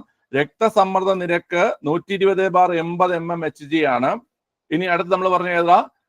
നമ്മുടെ ഷുഗർ, രക്തത്തിലെ ഗ്ലൂക്കോസിന്റെ അളവ് 70-110 മില്ലിഗ്രാം പെർ 100 ml ആണ്. അതുപോലെ കാൽസ്യത്തിന്റെ അളവ്, നമ്മുടെ ശരീരത്തിലെ കാൽസ്യത്തിന്റെ അളവ് 9 മുതൽ 11 മില്ലിഗ്രാം പെർ 100 ml ആണ്. ഇനി നമ്മുടെ ഹീമോഗ്ലോബിന്റെ അളവ് 13 മുതൽ 15 ഗ്രാം പെർ 100 ml ആണ് കേട്ടോ. ഓക്കെ, ക്ലിയർ ആണല്ലോ. 13 എന്ന് പറഞ്ഞു കഴിഞ്ഞാൽ സ്ത്രീകളുടെ ആവറേജും 15 എന്ന് പറഞ്ഞാൽ പുരുഷന്മാരുടെ ആവറേജുമാണ്. ഓക്കെ, പ്രസ്താവനകൾ പരിഗണിക്കുക. ഹ്രസ്വദൃഷ്ടി പരിഹരിക്കാൻ കോൺകേവ് ലെൻസ് ഉപയോഗിക്കുന്നു. വിഷമദൃഷ്ടി പരിഹരിക്കാൻ സിലിണ്ടറിക്കൽ ലെൻസ് ഉപയോഗിക്കുന്നു. ഷോർട്ട് സൈറ്റ് പരിഹരിക്കാനായിട്ട് കോൺകേവ് ലെൻസും നമ്മുടെ വിഷമദൃഷ്ടി അല്ലെങ്കിൽ അസ്റ്റിഗ്മാറ്റിസം പരിഹരിക്കാനായിട്ട് സിലിണ്ടറിക്കൽ ലെൻസും ഉപയോഗിക്കുന്നു. ഓക്കെ, എന്താണ് ആൻസർ? എന്താ ആൻസർ?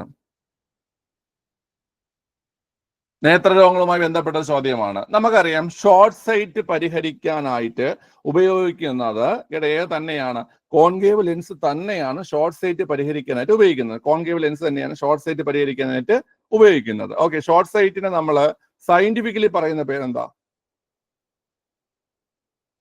ഷോർട്ട് സൈറ്റിനെ നമ്മൾ മയോപ്പിയ എന്ന് പറയും. എന്ത് പറയും പിള്ളേരെ? മയോപ്പിയ എന്ന് പറയും. മയോപ്പിയ.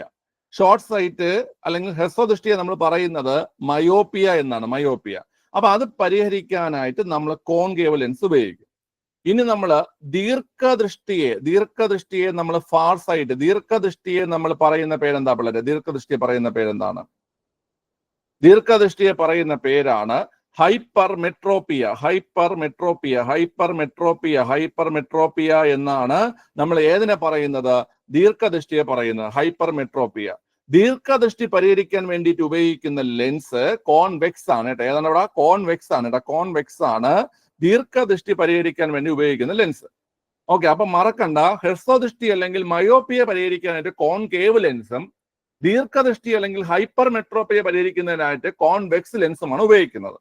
അടുത്ത് വിഷമദൃഷ്ടിയുടെ സയന്റിഫിക് നെയിം ആണ് അസ്റ്റിഗ്മാറ്റിസം. എന്താ പിള്ളേരെ? അസ്റ്റിഗ്മാറ്റിസം എന്നറിയപ്പെടുന്ന രോഗമാണ് ഏത്? വിഷമദൃഷ്ടി.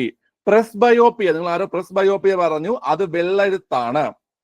പ്രസ്ബയോപ്പിയ എന്ന് പറഞ്ഞാൽ വെള്ളെഴുത്താണ്. കാറ്ററാക്ട് എന്ന് പറഞ്ഞു കഴിഞ്ഞാൽ തിമിരമാണ്. കാറ്ററാക്ട് എന്ന് പറഞ്ഞാൽ തിമിരമാണ്. വിഷമദൃഷ്ടി പരിഹരിക്കാൻ സിലിണ്ടറിക്കൽ ലെൻസ് ഉപയോഗിക്കുന്നു. ശരിയോ തെറ്റോ?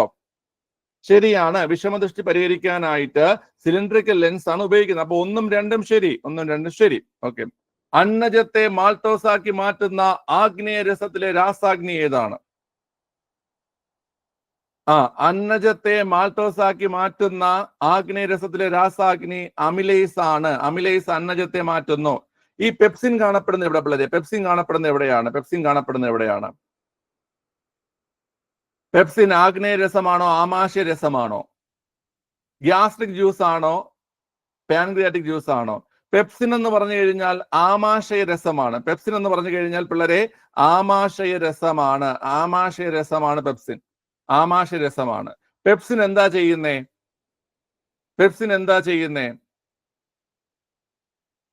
പിള്ളേരെ പെപ്സിൻ പ്രോട്ടീനെ എന്താക്കി മാറ്റുന്നു? പ്രോട്ടീനെ പെപ്റ്റോൺ ആക്കി മാറ്റുന്നു. ട്രിപ്സിൻ എന്ന് പറഞ്ഞു കഴിഞ്ഞാൽ ആഗ്നേയ രസമാണോ ആമാശയ രസമാണോ? ട്രിപ്സിൻ എന്താ കുട്ടികളെ? ട്രിപ്സിൻ എന്ന് പറഞ്ഞു കഴിഞ്ഞാല് ആഗ്നേയ രസമാണ്, അല്ലെങ്കിൽ പാൻക്രിയാറ്റിക് ജ്യൂസ് ആണ്. ആഗ്നേയ രസമാണ്. ട്രിപ്സിൻ എന്താ ചെയ്യുന്നേ? ട്രിപ്സിനും പ്രോട്ടീനെ തന്നെയാണ്. പ്രോട്ടീനെ പെപ്റ്റൈഡ് ആക്കി മാറ്റുന്നു. പ്രോട്ടീനെ പെപ്റ്റൈഡ് ആക്കി മാറ്റുന്ന ആഗ്നേയ രസമാണ് ട്രിപ്സിൻ. ട്രിപ്സിൻ. ഓക്കെ, കൊള്ളാം. അടുത്ത്, ഇവയിൽ ഏത് പരിസ്ഥിതി പ്രസ്ഥാനത്തിനാണ് പാണ്ഡുരംഗ ഹെഗ്ഡെയുടെ നേതൃത്വത്തിൽ ആരംഭിച്ചത്? ലെഫ്റ്റ് ആയിക്കോ. പാണ്ഡുരംഗ ഹെഗ്ഡെയുടെ നേതൃത്വത്തിൽ ആരംഭിച്ചത് ഏതാണ്ടാ? പാണ്ഡുരംഗ ഹെഗ്ഡെയുടെ നേതൃത്വത്തിൽ ആരംഭിച്ചത് അപ്പിക്കോ പ്രസ്ഥാനമാണ്. ഏത് വർഷമാണ് അപ്പിക്കോ പ്രസ്ഥാനം? 1983 അപ്പിക്കോ പ്രസ്ഥാനം. 1983 അപ്പിക്കോ പ്രസ്ഥാനം ആരംഭിച്ചത് എവിടെയാണ്? പാണ്ഡുരംഗ ഹെഗ്ഡെയുടെ നേതൃത്വത്തിൽ അപ്പിക്കോ പ്രസ്ഥാനം ആരംഭിച്ചത് കർണാടകയിലാണ്. അപ്പിക്കോ പ്രസ്ഥാനം ആരംഭിച്ചത് പാണ്ഡുരംഗ ഹെഗ്ഡെയുടെ നേതൃത്വത്തിൽ 1983 അപ്പിക്കോ പ്രസ്ഥാനം ആരംഭിച്ചത് കർണാടകയിലാണ്. ഓക്കെ, ക്ലിയർ ആണ്. അടുത്ത്, ഇവയിൽ ഓക്സിജന്റെ ഉപയോഗങ്ങളിൽ പെടാത്തത് ഏതാണ്? പിള്ളേരെ, ജ്വലനത്തിന് ഓക്സിജൻ ആവശ്യമാണ്. റോക്കറ്റ് ഇന്ധനങ്ങളിൽ ഓക്സികാരിയായി ഓക്സിജൻ ആവശ്യമാണ്. കൃത്രിമ ശ്വസനത്തിന് ഓക്സിജൻ ആവശ്യമാണ്. ബ്ലീച്ചിങ് പൗഡർ നിർമ്മാണത്തിന് ഓക്സിജൻ ആവശ്യമില്ല. അപ്പൊ ആൻസർ ബ്ലീച്ചിങ് പൗഡർ നിർമ്മാണമാണ് ആൻസർ കേട്ടോ. ഓക്കെ, ലെഫ്റ്റ് ആയിക്കോ. ക്ലിയർ ആണ്. പെട്ടെന്ന് തീർക്കാം, ഇനി കുറച്ച് ദിവസമേ ഉള്ളൂ കേട്ടോ.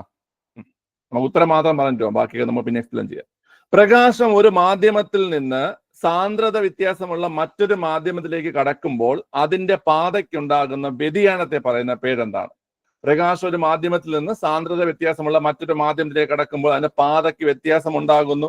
അതിനെ പറയുന്ന പേരാണ് പിള്ളേരെ അപവർത്തനം. എന്താണ്? അപവർത്തനം അല്ലേ? അപവർത്തനം. ഓക്കെ, ക്ലിയർ ആണ്. തെറ്റായ ജോഡി ഏതെന്നാണ് ചോദ്യം. ഹേമറ്റൈറ്റ് ഇരുമ്പ്, സിന്നബാർ സ്വർണം, കലാമിൻ സിങ്ക്, ഇൽമനൈറ്റ് ടൈറ്റാനിയം. തെറ്റായ ജോഡി സിന്നബാർ സ്വർണമാണ്. സിന്നബാർ എന്ന് പറഞ്ഞു കഴിഞ്ഞാൽ ഏതാണ് കുട്ടികളെ? മെർക്കുറിയുടെ അയിരാണ് കേട്ടോ. മെർക്കുറിയുടെ അയിരാണ് സിന്നബാർ. മെർക്കുറിയുടെ അയിരാണ് ഏത്? സിന്നബാർ കേട്ടോ. മെർക്കുറിയുടെ അയിരാണ് സിന്നബാർ. ഓക്കെ, ക്ലിയർ ആണ്. അടുത്ത്, ഇവയിൽ ഏതാണ് ഒരു ഏഷ്യൻ രാജ്യം ആദ്യമായി കണ്ടെത്തിയ മൂലകം? ഒരു ഏഷ്യൻ രാജ്യം ആദ്യമായി കണ്ടെത്തിയ മൂലകമൊക്കെ നമുക്കറിയാം, നമ്മൾ ഒരുപാട് തവണ പഠിച്ചിട്ടുള്ളത് തന്നെയാണ്. നിഹോണിയമാണല്ലേ, നിഹോണിയമാണ് ഒരു ഏഷ്യൻ രാജ്യം ആദ്യമായി കണ്ടെത്തിയ മൂലകം. നിഹോണിയമാണ്. ഇവയിൽ കേശികത്വത്തിന് ഉദാഹരണം ഏതാണ്? കേശികത്വം. പിള്ളേരെ, ചോക്ക് ഉപയോഗിച്ച് മഷി ആഗിരണം ചെയ്യുന്നത് കേശികത്വത്തിന് ഉദാഹരണമാണ്. വേര് മണ്ണിൽ നിന്നും ജലം വലിച്ചെടുക്കുന്നതും കേശികത്വത്തിന് ഉദാഹരണമാണ്.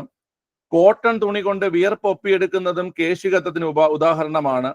വിളക്ക് തിരിയിൽ എണ്ണ മുകളിലേക്ക് കയറുന്നതും കേശികത്വത്തിന് ഉദാഹരണമാണ്. അതായത് ഓപ്ഷൻ ഡി ആണ് ആൻസർ. എല്ലാം ഈ പറഞ്ഞ എല്ലാം കേശികത്തിന് ഉദാഹരണമാണ്. ചോക്ക് ഉപയോഗിച്ച് മഷി ആഗിരണം ചെയ്യുന്നത് കേശികത്വമാണ്. വേര് മണ്ണിൽ നിന്ന് ജലം വലിച്ചെടുക്കുന്നത് കേശികത്വമാണ്. കോട്ടൺ തുണി കൊണ്ട് വിയർപ്പൊപ്പിയെടുക്കുന്നത് കേശികത്വമാണ്. വിളക്ക് തിരിയിൽ എണ്ണ മുകളിലേക്ക് കയറുന്നതും എന്ത് തന്നെയാണ്? കേശികത്വം തന്നെയാണ്. ഓക്കെ, ക്ലിയർ ആണല്ലോ. ഇവയിൽ അയഡിന്റെ അപര്യാപ്തത കൊണ്ടുണ്ടാകുന്ന ആരോഗ്യ പ്രശ്നങ്ങൾ ഏതെല്ലാം? അയഡിന്റെ അപര്യാപ്തത മൂലമുണ്ടാകുന്ന ആരോഗ്യ പ്രശ്നങ്ങൾ കണ്ടുപിടിയുടെ പിള്ളേരെ. അയഡിന്റെ അപര്യാപ്തത മൂലമുണ്ടാകുന്ന ആരോഗ്യ പ്രശ്നങ്ങൾ കണ്ടുപിടിച്ച് ഉത്തരം കമന്റ് ചെയ്തേ. ആരുമില്ലേ? നോക്കേ, ഗോയിറ്റർ എന്ന് പറഞ്ഞു കഴിഞ്ഞാൽ അയഡിന്റെ കുറവ് മൂലമുണ്ടാകുന്ന ഒരു പ്രശ്നം തന്നെയാണ് ഗോയിറ്റർ. ക്രെട്ടനിസം എന്ന് പറഞ്ഞാലും അയഡിന്റെ കുറവ് മൂലമുണ്ടാകുന്നതാണ്. ഹൈപ്പോ തൈറോയിഡിസം എന്ന് പറഞ്ഞാലും അയഡിന്റെ കുറവ് മൂലമുണ്ടാകുന്നതാണ്. മനസ്സിലായ? ഓക്കെ, അതായത് ഓപ്ഷൻ ഡി 1, 2, 3. 1, 2, 3 ആൻസർ ആണ് കേട്ടോ. അതായത് ഈ അയഡിന്റെ കുറവ് മൂലം ഉണ്ടാകുന്ന രോഗങ്ങള് ഗോയിറ്റർ, ക്രെട്ടനിസം, ഹൈപ്പോതൈറോയിഡിസം, ഇത് 3ഉം കറക്റ്റ് തന്നെയാണ് കേട്ടോ. ഓക്കെ, ക്ലിയർ ആണ്.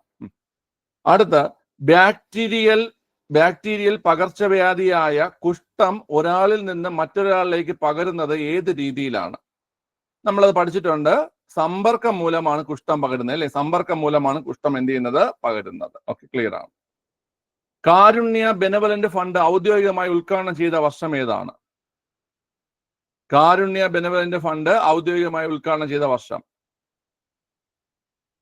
കാരുണ്യ ബെനവലന്റ് ഫണ്ട് ഔദ്യോഗികമായി ഉദ്ഘാടനം ചെയ്ത വർഷം 2012 ആണ്. ഉദ്ഘാടനം ചെയ്ത ആരെന്നറിയോടാ? കാരുണ്യ ബെനവലന്റ് ഫണ്ട് ഉദ്ഘാടനം ചെയ്ത ആരെന്നറിയാവോ? ആരാ?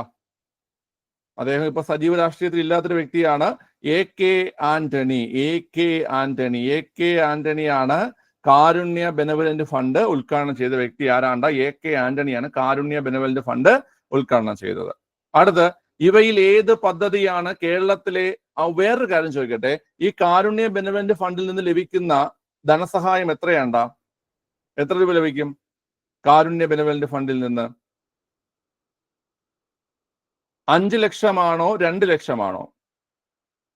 കാരുണ്യ ബെനവലന്റ് ഫണ്ട് 2 ലക്ഷമല്ലേടാ? 2 ലക്ഷമല്ലേ അതിന്റെ ധനസഹായം എന്ന് പറയുന്നത്? കൂട്ടിയതാണോ ഇപ്പം? 2 എന്നാണ് എൻ്റെ ഒരു ഓർമ്മ. നമ്മുടെ കാസ്പ് ഉണ്ടല്ലോ, കാസ്പ് എന്ന് പറഞ്ഞാൽ എന്താണ്? കാരുണ്യ ആരോഗ്യ സുരക്ഷാ പദ്ധതി. കാരുണ്യ ആരോഗ്യ സുരക്ഷാ പദ്ധതി കാസ്പ് അല്ലേ 5 ലക്ഷം കവറേജ് വരുന്നത്? ഓക്കെ, കാസ്പ് അല്ലേ 5 ലക്ഷം വരുന്നത്? ഇത് 2 ലക്ഷം അല്ലേ? 2 ലക്ഷം എന്റെ ഓർമ്മ 2 ലക്ഷം എന്നാണ്. എന്തെങ്കിലും ചേഞ്ച് ഉണ്ടെങ്കിൽ ഞാൻ പറഞ്ഞിരിക്കാം. കാസ്പ്, അതായത് കാരുണ്യ ആരോഗ്യ സുരക്ഷാ പദ്ധതി. കാസ്പ് എന്ന് പറഞ്ഞാൽ കാരുണ്യ ആരോഗ്യ സുരക്ഷാ പദ്ധതി എന്നാണ് കാസ്പിന്റെ പൂർണ്ണരൂപം, കാരുണ്യ ആരോഗ്യ സുരക്ഷാ പദ്ധതി. അതിൽ നിന്നാണ് നമുക്ക് 5 ലക്ഷം എന്ത് ചെയ്യുന്നത്? ഈ പറയുന്ന ധനസഹായമായി ലഭിക്കുന്നത്. കാരുണ്യ ബെനവലന്റ് ഫണ്ട് 2 ലക്ഷം എന്നാണ് എൻ്റെ ഒരു ഓർമ്മ. എന്തെങ്കിലും ചേഞ്ച് ഉണ്ടെങ്കിൽ പറഞ്ഞിരിക്കാം. ക്ലിയർ ആണല്ലോ. ഇവയിൽ ഏത് പദ്ധതിയാണ് കേരളത്തിലെ നഗരങ്ങളിലെ ചേരികളിൽ താമസിക്കുന്ന സാധാരണക്കാരുടെ ആരോഗ്യ സംരക്ഷണത്തിനായി നടപ്പിൽ വരുത്തിയത്? ഏതാണ് പിള്ളേരെ? ഉഷസ് എന്ന പദ്ധതിയാണ്. ഏതാണ്? ഉഷസ് എന്ന പദ്ധതിയാണ് കേട്ടോ. ക്ലിയർ ആണല്ലോ. മാതാപിതാക്കളിൽ ആരെങ്കിലും ഒരാൾ മരിക്കുകയും ജീവിച്ചിരിക്കുന്നയാൾക്ക് ആരോഗ്യപരമായും സാമ്പത്തികമായും കുട്ടിയെ സംരക്ഷിക്കാൻ കഴിയാതെ വരികയും ചെയ്യുന്ന അവസ്ഥയിലുണ്ടാവുകയും ചെയ്തവരുടെ കുട്ടികൾക്ക് 1ാം ക്ലാസ് മുതൽ ബിരുദ തലം വരെ പഠന സഹായം നൽകുന്ന കേരള സർക്കാർ പദ്ധതി ഏതാണ്? ഏത് പദ്ധതിയാണ്? സ്നേഹപൂർവം പദ്ധതി. ഏതാണ് പിള്ളേരെ? സ്നേഹപൂർവം പദ്ധതി അല്ലേ? സ്നേഹപൂർവം പദ്ധതി. ഓക്കെ, ഇവയിൽ ഏത് ജീവകത്തിന്റെ അപര്യാപ്തത രോഗമാണ് വന്ധ്യത? ജീവകം വന്ധ്യത, ജീവകം ഇ, ഫെർട്ടിലിറ്റി, ഇൻഫെർട്ടിലിറ്റി അല്ലെങ്കിൽ സ്റ്റെറിലിറ്റി ഏതാണ്? ജീവകം ഇയുടെ അപര്യാപ്തത രോഗമാണ്. അടുത്ത, ഇവയിൽ ഏതാണ് ശാസ്ത്രീയമായി നാസോഫാരിഞ്ചൈറ്റിസ്? നാസോഫാരിഞ്ചൈറ്റിസ് ഏതാണ് പിള്ളേരെ? നാസോഫാരിഞ്ചൈറ്റിസ് എന്ന് പറഞ്ഞാൽ ജലദോഷമാണ് കേട്ടോ. ജലദോഷത്തിന്റെ സയന്റിഫിക് നെയിമാണ് നാസോഫാരിഞ്ചൈറ്റിസ്. ജലദോഷത്തിന് കാരണമായിട്ടുള്ള ജീവി വൈറസ് ആണ്. ഏത് വൈറസ് ആണ്ടാ? ഏത് വൈറസാണ്? Rhino virus. Rhino virus. Rhino virus ആണ് കേട്ടോ ജലദോഷത്തിന് കാരണമായിട്ടുള്ള വൈറസ്. ഏതാണ്? റൈനോ വൈറസ് ആണ്. റൈനോ വൈറസ് ആണ് ജലദോഷത്തിന് കാരണമായിട്ടുള്ള വൈറസ്. ഷഡ്പദങ്ങൾ പരത്തുന്ന രോഗങ്ങളിൽ ഉൾപ്പെടാത്തത് ഏത്? ഷഡ്പദങ്ങൾ പരത്തുന്ന രോഗങ്ങളിൽ ഉൾപ്പെടാത്തത് ഹെപ്പറ്റൈറ്റിസ് ആണ്. ഹെപ്പറ്റൈറ്റിസ് ഷഡ്പദങ്ങൾ പരത്തുന്ന രോഗം അല്ല. ഓക്കെ, ക്ലിയർ ആണ്. തെറ്റായ ജോഡി ഏതാണ്? നാവികരുടെ പ്ലേഗ് സ്കർവി, വിഷൂചിക കുഷ്ഠം, മാർജാര നൃത്തരോഗം, മീനമാതാ രോഗം, കറുത്ത മരണം പ്ലേഗ്. വിഷൂചിക. വിഷൂചിക ഏതാ പിള്ളേരെ? വിഷൂചിക എന്നറിയപ്പെടുന്നത് കുഷ്ഠമല്ല, പകരം ഏതാണ്? വിഷൂചിക എന്നറിയപ്പെടുന്നത് കുഷ്ഠമല്ല, പകരം ഏതാണ് പിള്ളേരെ? അത് കോളറയാണ്. കോളറയാണ്. വിഷൂചിക എന്നറിയപ്പെടുന്നത് കുഷ്ഠമല്ല, പകരം ഏതാണ്? കോളറയാണ്. ഓക്കെ, ക്ലിയർ ആണ്. അടുത്ത്, ഇവയിൽ കേന്ദ്ര നാഡീ വ്യവസ്ഥയെ ബാധിക്കുന്ന രോഗം ഏതെന്നാണ് ചോദ്യം. പറ. കേന്ദ്ര നാഡീ വ്യവസ്ഥയെ ബാധിക്കുന്ന രോഗം ഏതാ ഇതില്? അറിഞ്ഞുകൂടെങ്കിൽ നിങ്ങൾക്ക് ഓപ്ഷൻ വെട്ടിയെടുക്കാം. സിലിക്കോസിസ് ബാധിക്കുന്നത് എന്തിനെയാ ബാധിക്കുന്നത്? സിലിക്കോസിസ് ബാധിക്കുന്നത് ശ്വാസകോശത്തെയാണ്. സിലിക്കോസിസ് ബാധിക്കുന്നത് ശ്വാസകോശത്തെയാണ് സിലിക്കോസിസ് ബാധിക്കുന്നത്. സോറിയാസിസ് ബാധിക്കുന്നത് എന്തിനെയാ? സോറിയാസിസ് ബാധിക്കുന്നത് ത്വക്കിനെയാണ്. സോറിയാസിസ് ബാധിക്കുന്നത്. ഡിഫ്തീരിയ ബാധിക്കുന്നത് എന്തിനെയാ? ഡിഫ്തീരിയ നമ്മൾ പഠിച്ചിട്ടുണ്ട്. തൊണ്ടയെ ബാധിക്കുന്ന രോഗമാണ് ഡിഫ്തീരിയ. ഹണ്ടിങ്ടൺ രോഗം ബാധിക്കുന്നത് എന്തിനെയാണ്? അതാണ് നമ്മുടെ കേന്ദ്ര നാഡീ വ്യവസ്ഥ. അപ്പൊ ഓപ്ഷൻ ഡി ആണ് ആൻസർ കേട്ടോ. Option D. അപ്പൊ മറക്കണ്ട, സിലിക്കോസിസ് ബാധിക്കുന്നത് ശ്വാസകോശത്തെയും, സോറിയാസിസ് ബാധിക്കുന്നത് ത്വക്കിനെയും, ഡിഫ്തീരിയ ബാധിക്കുന്നത് തൊണ്ടയുമാണ്. ഹണ്ടിങ്ടൺ രോഗം ബാധിക്കുന്നതാണ് ഏത്? കേന്ദ്ര നാഡീ വ്യവസ്ഥ. കേന്ദ്ര നാഡീ വ്യവസ്ഥയെ ബാധിക്കുന്ന രോഗമാണ് ഏത്? ഹണ്ടിങ്ടൺ രോഗം. ഓക്കെ.